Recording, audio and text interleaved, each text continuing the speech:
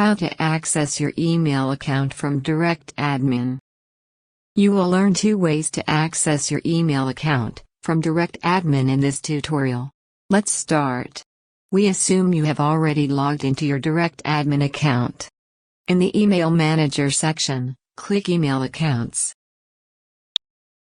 It displays the list of email accounts here. Click the Sign into Webmail icon of that particular email account you wish to access.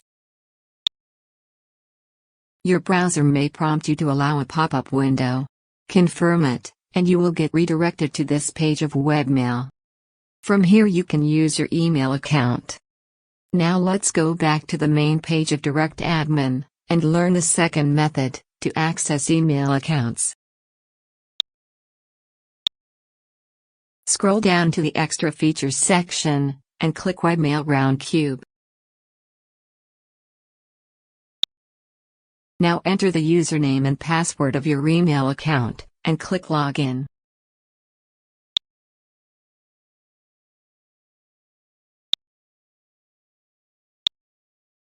That's it. Now you know how to access your email account. Thank you for watching.